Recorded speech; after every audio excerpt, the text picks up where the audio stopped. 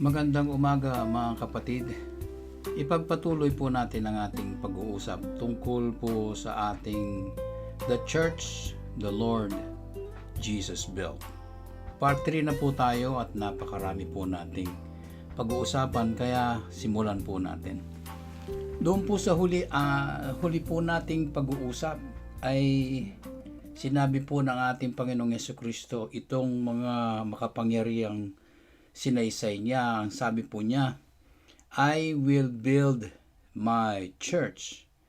At sinundan po ito bago po sabihin po ng ating Panginoong Jesucristo ito.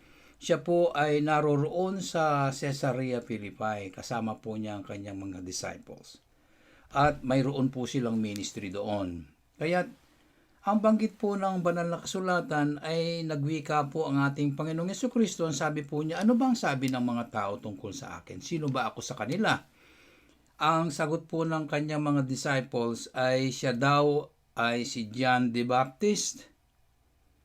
At hindi lamang yon, ang iba naman ang sabi siya daw ay si Propeta Elijah or Elias. Patuloy na lang sinasabi na siya raw ay si Jeremias o si Jeremiah. Mga kapatid, wala pong sinong propeta na kahit na isinugo po ng Diyos ay may kakayahang magtayo po ng iglesia. Wala po, kahit po si John the Baptist ay hindi po pinagkalooban ng katwiran o hindi po pinagkalooban ng permiso ng langit at ng Ama sa langit na siya mismo o siya o ang namang propeta na magtatag at magtayo ng iglesia ng Diyos. Kaya nga, minabuti ng ating Panginoong Jesucristo na tanungin sila. Tinanong ng ating Panginoong Jesucristo, ninoy ako karela para lamang mapakilala ng Ama sa langit na ang Panginoong Jesucristo ang may katwiran at may kakayahan at may kapangyarihang magtayo ng iglesia. Kaya nga't nung banggitin ng kapatid na Apostol Pedro na sabi niya, ikaw ang Kristo, ang bugtong na anak ng buhay na Diyos. Sabi nga ni Jesucristo sa kanya, walang bunyag sa iyo yan, kundi galing yan sa aking Ama. At pagkatapos nun, presensya ng Ama mismo naroroon ay mismo ang Panginoong Jesucristo. Doon siniwalat niya, I will build my church. Ang sabi nga niya ay ikaw ay maliit na bato, Pedro. At dito sa malaking bato na ito na parang gabundok na bato, I will build my church. Kaya no man has the power, no man has the authority to build the church of God, God's church. No man can build God's church. Only a God who is our Lord Jesus Christ can and is permitted and is allowed by the Father in heaven, given the authority to build His church. That is why the Lord said, I will build my own church. So kung pag-uusapan natin ito, part 3 na po tayo. Kung pag-uusapan natin ang sinabi ng ating Panginoong Jesucristo, the idea or ang dahilan na kanyang binanggit na I will build my own church, that means there is no man who shall preside over the church. Wala pong sino mang tao ang magpapangulo over God's church. No man can be the head of God's church. If the church of our Lord Jesus Christ is built by the foundation of a big, huge rock that represents our Lord Jesus Christ, then only a God can proceed it. Ang Diyos lamang ang makapagpapatuloy ng kanyang sariling iglesia. If the church, uulitin ko po, is built by God or by a powerful God, then only a God can sustain it. Only a God can sustain the existence of the church. Diyos lamang po ang pwedeng magpatuloy, magsustento sa existence, sa kabuhayan, sa pagpapatuloy ng iglesia. Alam po ninyo, only a God has the power to carry over the church to the next generation, to the next generation, to the next generation, hanggang sa walang katapusang hanggan. Mga kapatid, there is no man who can really do this. Only God.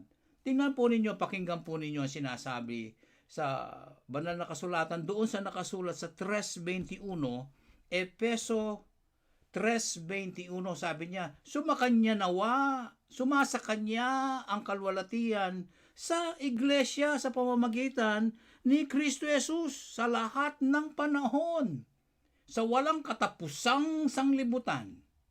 Ang English po ay, unto Him be glory in the church by Christ Jesus, who is God, who is the Son of the living God, who is the second in the Holy Trinity, composed of the Father, the Son, and the Holy Spirit. The Holy Trinity, throughout all ages, He carry on this church, sustain it into existence, a world without end. And it said, truly, Amen. Kaya mga kapatid, only a God can carry over the church to the next level of time, in the eternity, to the eternity future, from eternity to eternity future. Kaya nga, makukonclude po natin, mabibigyan po natin conclusion, na tunay lamang, ang Panginoong Jesucristo is the head of His own church. Si Panginoong Jesucristo lamang ang head of His own church. Kaya nga tama lamang at ang pasya, ang katotohanang pasya para sa iglesia ay magkaroon ng isang pangulo o isang liderato o isang lider na isang Diyos galing sa langit. Isang Diyos na bumaba sa langit, nagkatawang lupa, nagkatawang tao. Kaya nga, I could conclude at sinasabi ng banal na kasulatan, no man can be the head of the church but a God who is our Lord Jesus Christ, the Son of the living God. Bakit hindi pwedeng ang karaniwang tao o nilalang ng Diyos ang maging tagapamahala o ang maging head of the church na itinayo at pinalakas ng ating Panginoong Jesucristo? Bakit nga ba? Why can't an ordinary or a very extraordinary or a very intelligent or a simple man created by God in the hands of our Lord Jesus Christ become the head of the church? Pag-usapan po natin, marami po akong nakita at marami po akong sasabihin sa inyo. Number 1 po, kasi hindi siya pwedeng ang tao ay hindi pwedeng maging pangulo kasi itong pangunguluhin niya, itong kanyang i-govern kung siya ang head, ay ang disenyo ng iglesia ay maging magpakailan-kailanman . The design of this church was to last forever. Walang katapusang existence. Sino man sa atin, hindi makaabot sa ganoong premise. Ikumpara mo, ang pinagmulan po, ang sinimulan ng pag-uusap ng iglesia sa kanyang pagkatayo, sa kanyang pagka-establish, sa kanyang pagka-create, ay isang Kristo na mula sa langit, bumaba mula sa langit, ginawa niya ng paraan, pagkatapos banggitin ng apostol, mga disipulo na hindi pwede pala si John the Baptist, hindi pwede pala ang mga propeta, ni ang mga anghel hindi pwedeng magtayo ng iglesia, kundi ang ating Panginoong Jesucristo lamang, because He created a church that shall exist throughout all ages. He gave this word, He gave this power. Heaven and earth shall pass away, but the word of God shall happen and will not pass away, will not fade away. He created a church that shall exist throughout all ages, world without end. Yan po yung binanggit natin kanina doon sa Efeso 3:21. Hindi po ba? Unto Him be glory in the church by Christ Jesus throughout all ages. Throughout all ages. Magpakailan-kailanman sa lahat ng mga henerasyon. Man cannot do that. World without end. Sumasa Kanya ang kalwalhatian. Nanggagaling pa nga yung kalwalhatian na kailangan ng Diyos na hinahanapan ng Diyos Ang gagaling ito sa itinayong iglesia ng ating Panginoong Hesus Kristo. Sa iglesia sa pamamagitan ni Kristo Jesus. Ang ibig sabihin, magpakailan-kailanman, niluluwalhati natin ang Diyos. Excuse me po. Niluluwalhati ng mga miyembro, ng mga kasanib, doon sa iglesyang naparoon sila bilang miyembro sa pamamagitan ng kapangyarihan at pagkadiyos ng ating Panginoong Jesucristo sa kanyang pagliligtas, na disenyo ang church na ito sa lahat ng panahon, sa kapanahunan o hindi kapanahunan, naririyan po ang iglesia. Hanggang sa dulo ng walang hanggan. Amen. Hindi po pwede ang tao na siya ang maging pangulo. Mga kapatid, mga maraming church po ngayon, isinantabi na ang ating Panginoong Jesucristo.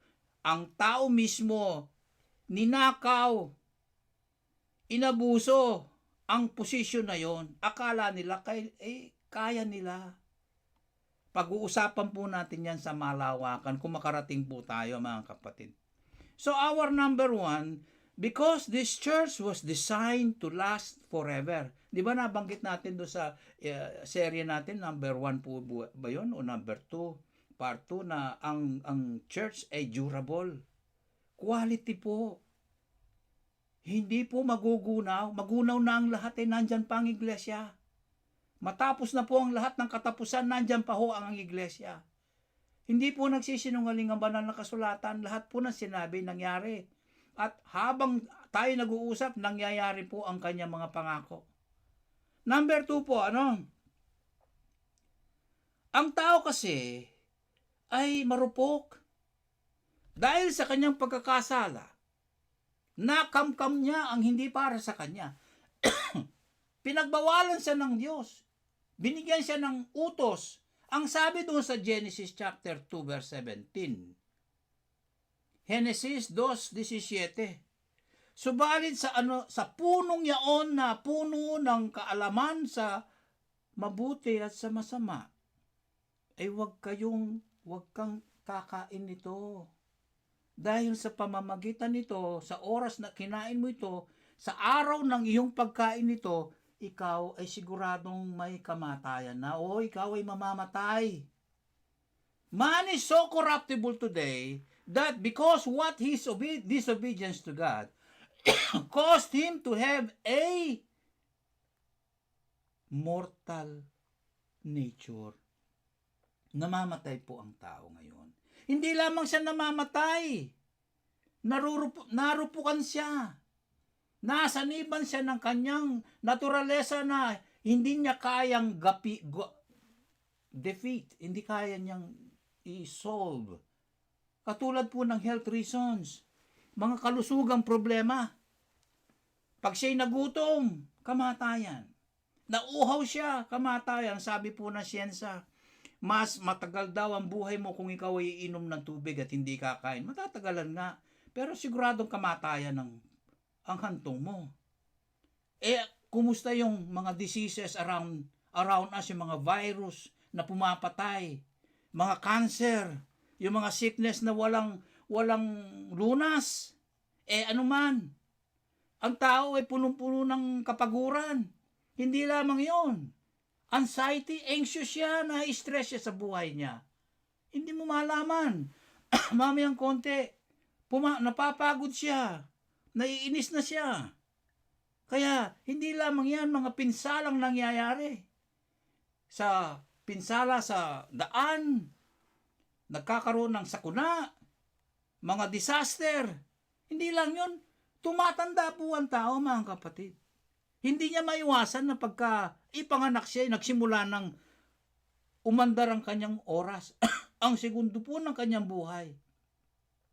Minuto, oras, araw, gabi, Lunes, Martes, Linggo, Lunes, buwan, Enero, Disyembre, 10 taon, 20, 30, 40, 50 anyos ka na, it slows down. Everything slows down.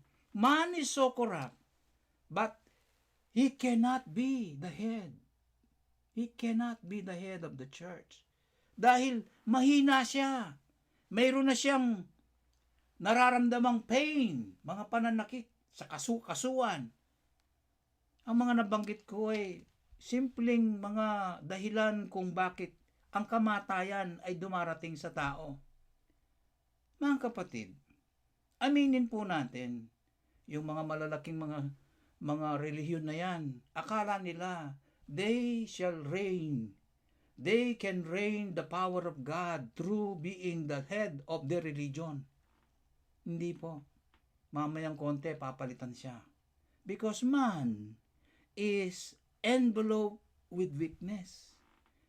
Magbuhat siya ay nagrebelde sa Panginoong Diyos doon sa hardin ng Eden hanggang sa panahon po natin. Naging mahina po ang tao. Madali po siyang mamatay. Yung iba nga kinikitil nila yung buhay nila, hindi nila makayanan mabuhay. Nabibigo po ang tao. Nasasaktan po ang tao. At ang masama pa, wala po siyang, hindi niya kayang mabuhay mag-isa. Kailangan niya ng buhay galing sa kanyang maker, galing po sa kanyang creator. Kundi dahil po sa naglalang sa atin, dumalang sa atin, hindi po tayo buhay. Tayo po ay walang sinabi. We all die. Kaya nga't man, again, is not qualified to head the church our Lord Jesus Christ built. Una, the church is designed to last forever. Ikalawa po, because of the disobedience of man, his fallen nature, he became weak and corrupt. He lost the qualification to rule the church. Hindi po sa kanya ang church. Hindi po ang posisyon na yon. Kaya nga't pangatlo, hindi lamang ito sa mga bibig po ng ating Panginoong Hesukristo.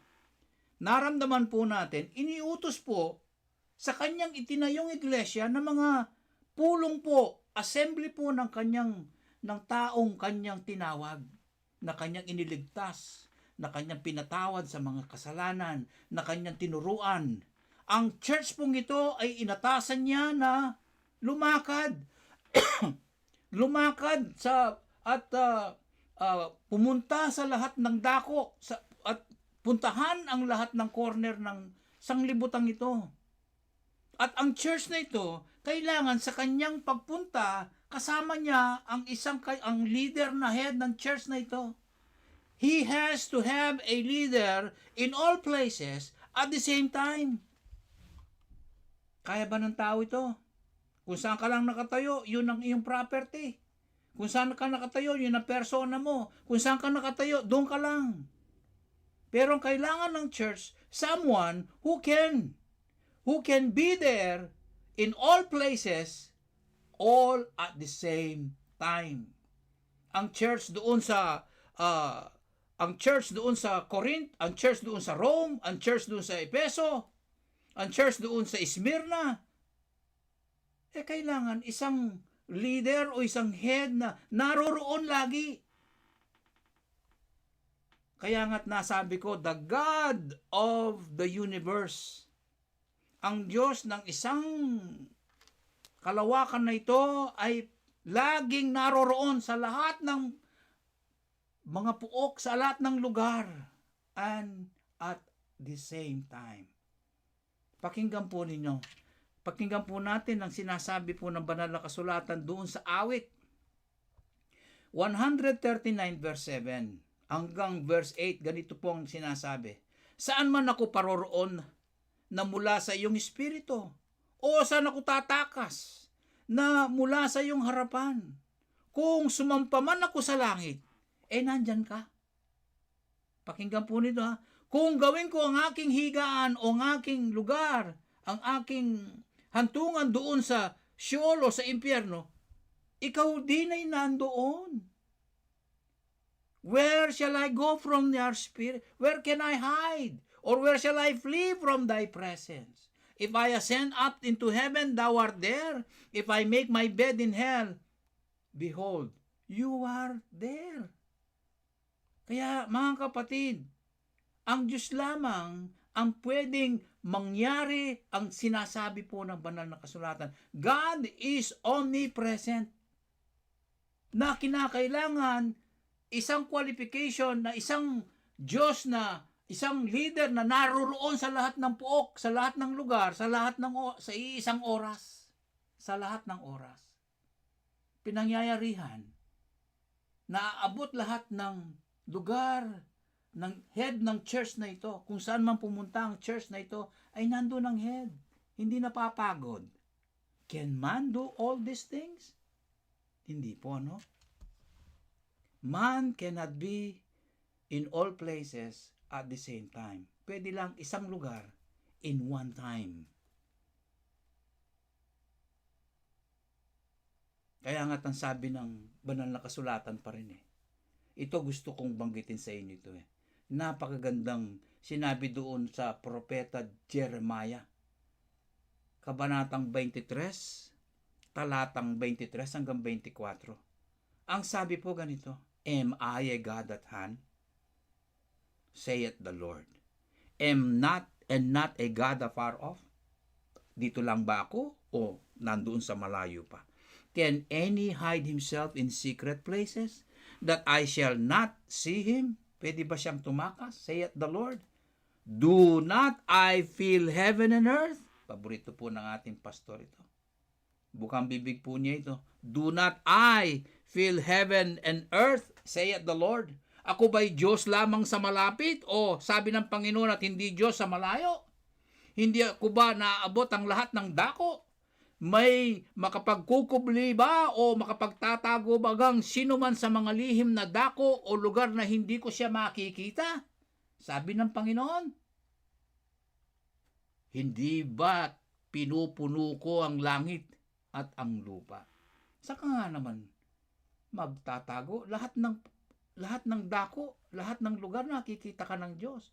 Yun ang kwalifikasyon ng isang head ng kanyang tinayong iglesia. Sa lahat ng dako, naroroon ng kanyang iglesia, ay naroroon ang head of the church.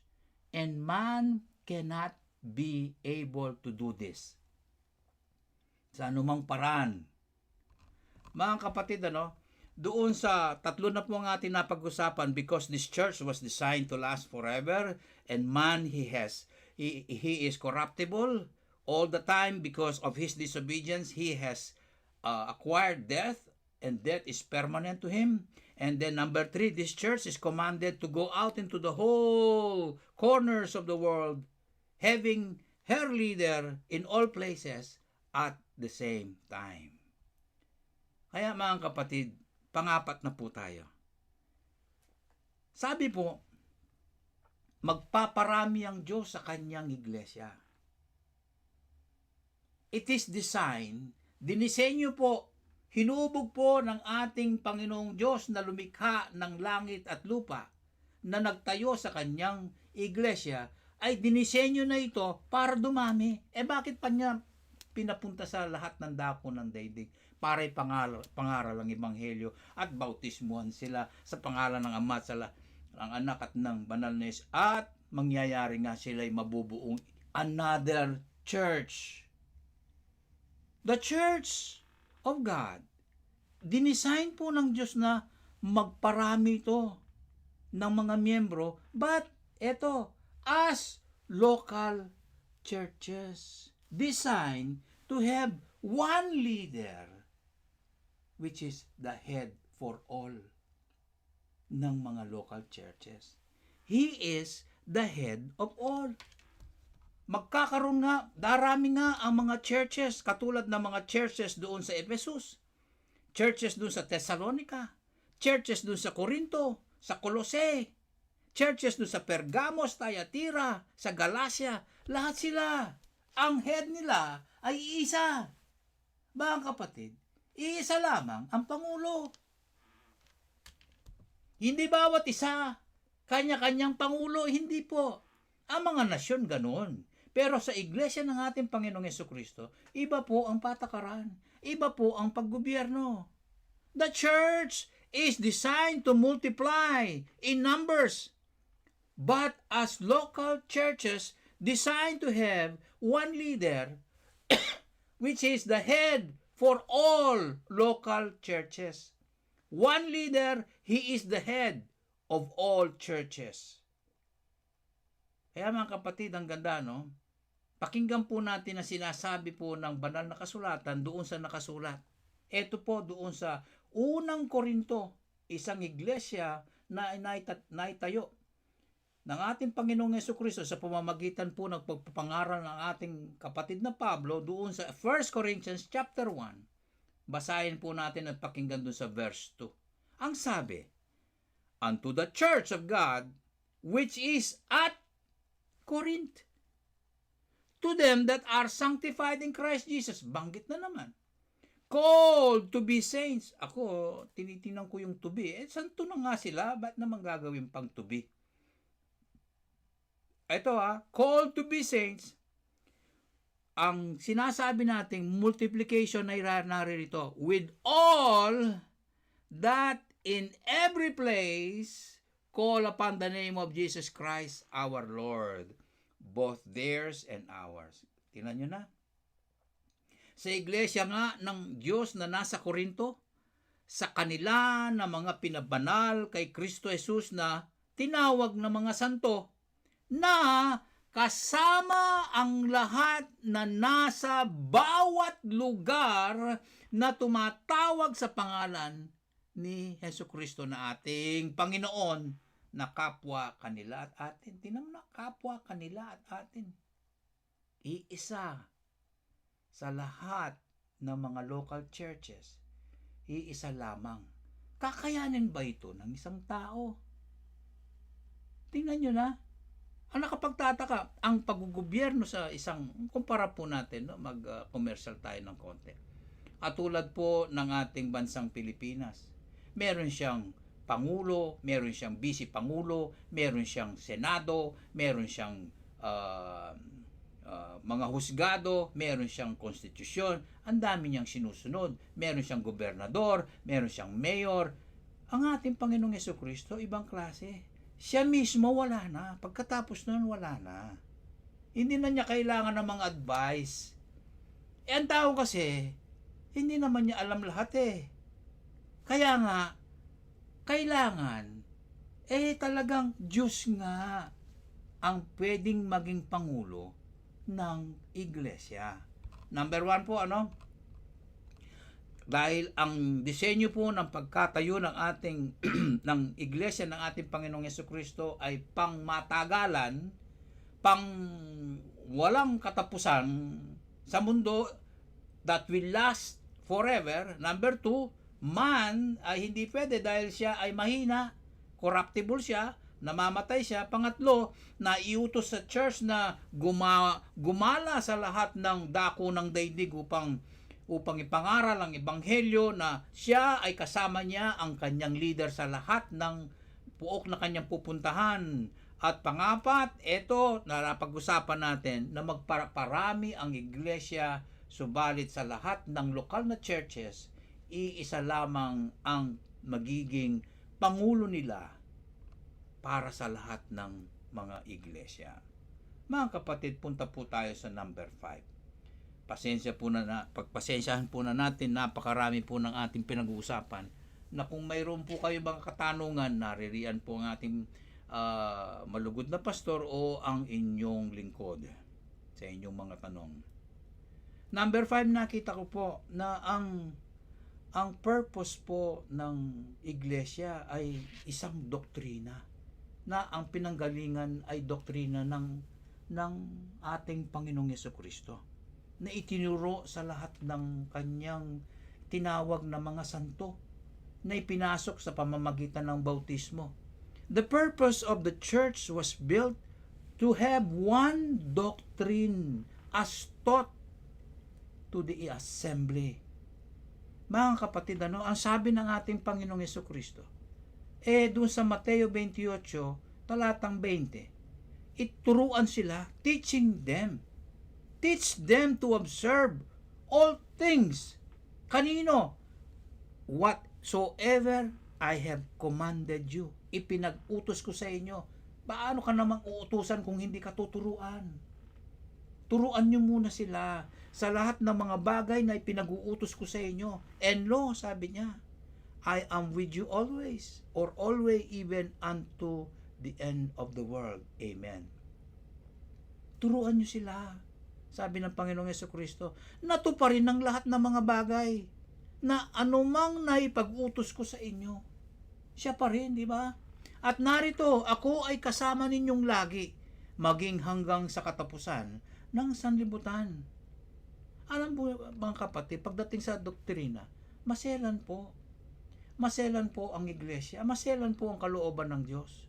Dahil ang tao, kung siya ang magiging head, madali siyang malito, madali siyang maakit, ma-influensya.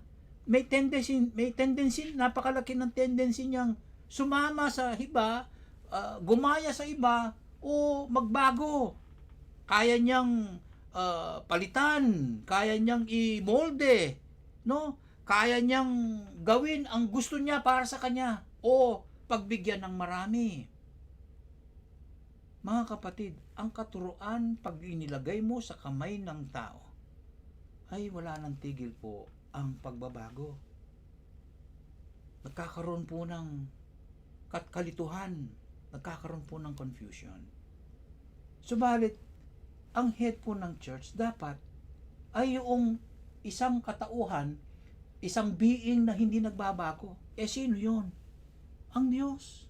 Ang sabi po ng banal na kasulatan, ang Ama sa langit, ang Diyos natin, ay hindi nagbabago, hindi man lumiliko Walang makapag-influensya sa Kanya. He does not promote confusion. Pakinggan po ninyo, James chapter 1, verse 17. Ang sabi po ni Santiago, ang bawat mabuting kaloob at bawat sakdal na kaloob ay mula sa itaas. At bumababa ito mula sa Ama, sa langit. Ama ng mga ilaw, na sa Kanya ay walang pagbabago. Pakinggan po ninyo, nasa Kanya, ang Ama sa langit o ang Diyos ay walang pagbabago, ni walang anino ng pag-ikot o pagliko.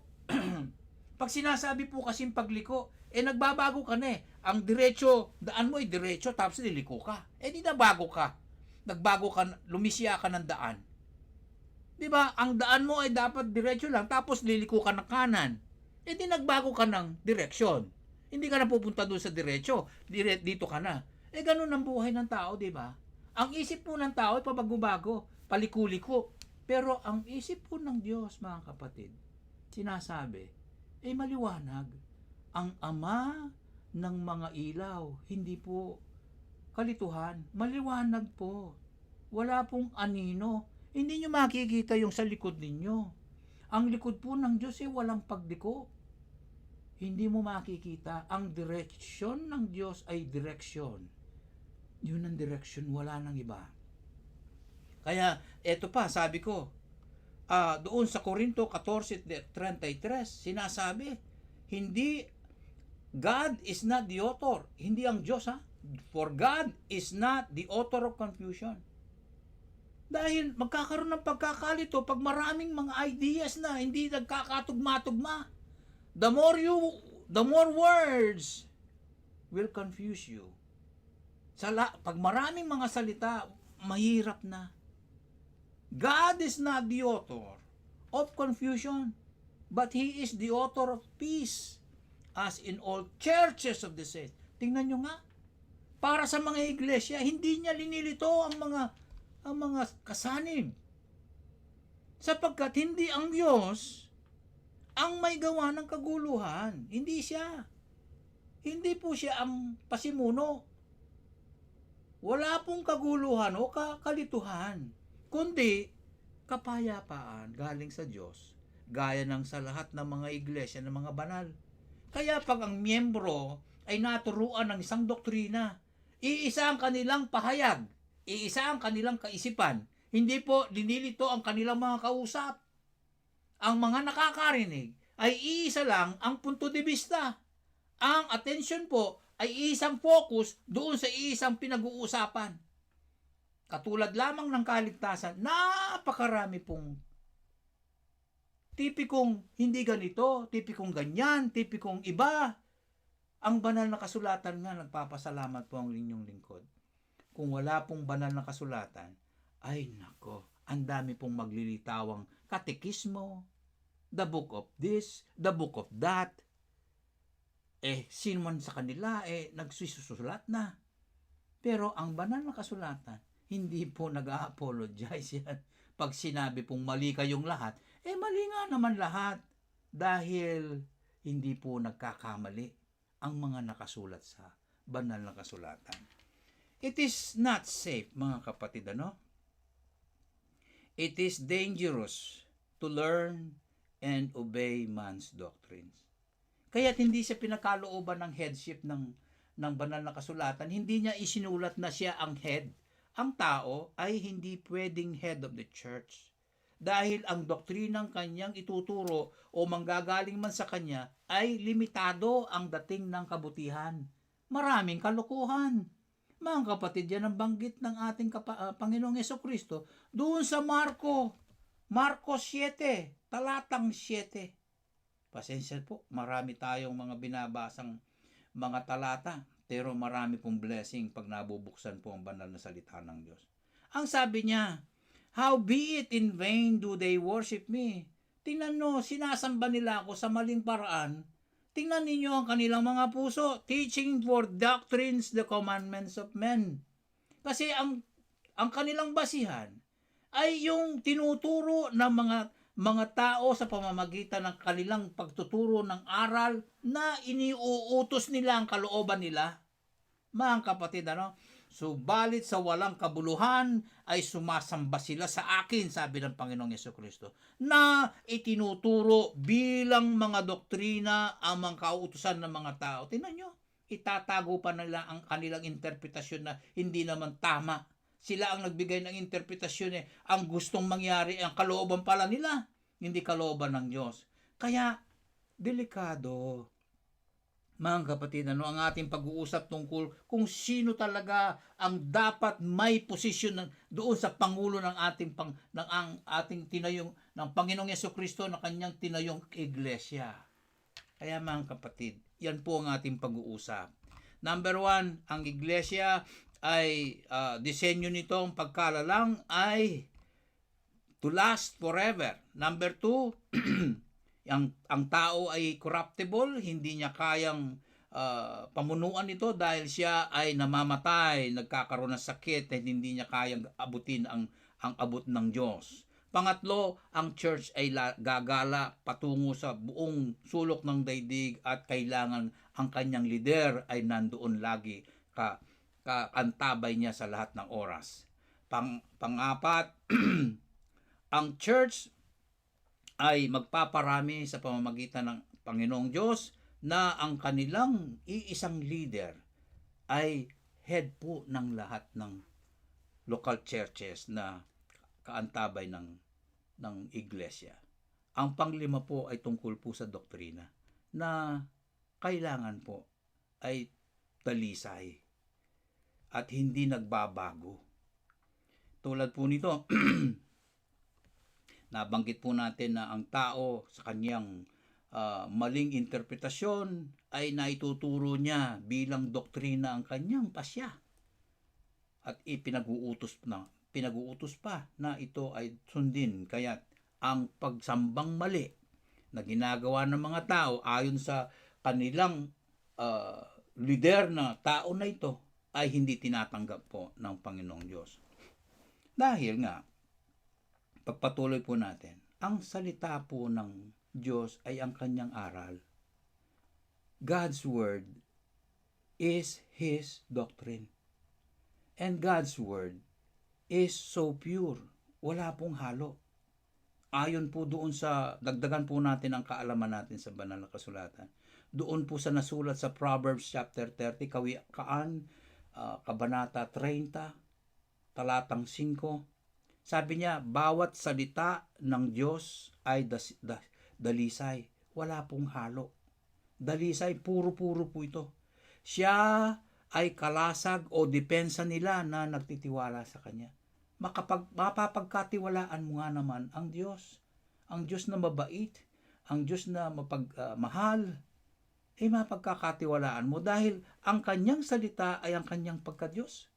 Kung ano sa Kanyang banggit, ayun na. What you hear is what He is. Kaya nga, ang katuparan ng mga pumapasok na kaanib sa iglesyang itinatag ng ating Panginoong Jesucristo sa simula po ng kanilang pagsanib ay nagkakaroon po na ng fellowship kagad. Pag-aaral sa mga doktrina na iniwan po ng naturuhan ng ating Panginoong Jesucristo na kanyang mga apostoles, na kanyang mga disciples. And they continued steadfastly in the apostles' doctrine and fellowship, pati yung Lord's Supper, in breaking of bread, at pati sa panalangin. Mga kapatid, ang ating konklusyon, magbibigay po tayo ng konklusyon. Ang aking pong nakitang konklusyon, ang posisyon o tungkulin ng isang leader ng church na tinayo ng ating Panginoong Jesucristo, kinakailangan po ang presensyang walang tigil. Kinakailangan po ang paghahari na walang tigil. Never-ending rule. Uninterrupted. Walang hinadlangan na presensya. Hindi nahadlangan na presensya. Always present po ang head. Na dapat na head na ito ay dapat continuous ang kanyang presensya. Continual governance. Non-stop government.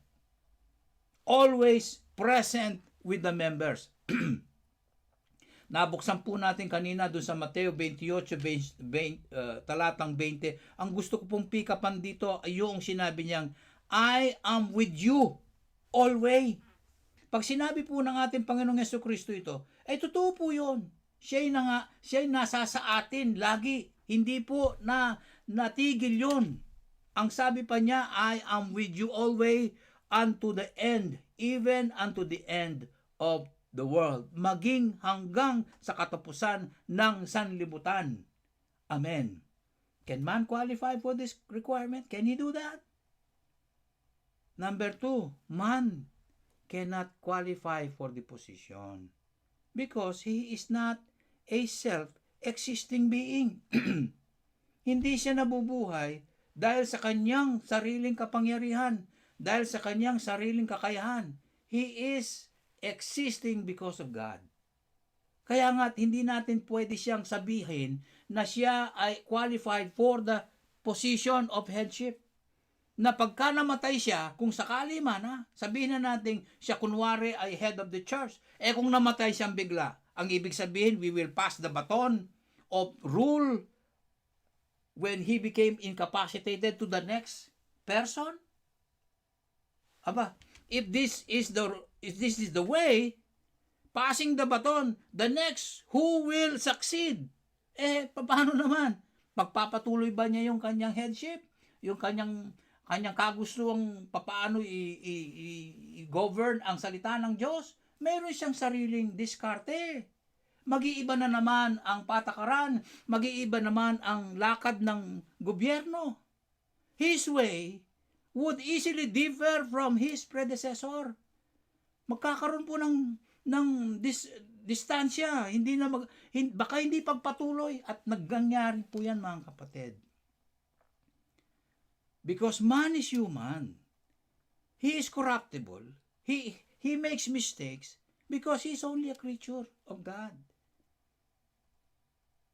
Pagka ipinasa yung baton, pag sa kanyang kamatayan o incapacitation, ang mangyayari, o sa kanyang incapacitated, ang mangyayari, yung papalit sa kanya nga naman, may sariling kaisipan yon, may sariling patakaran yon, may sariling prinsipyo yon.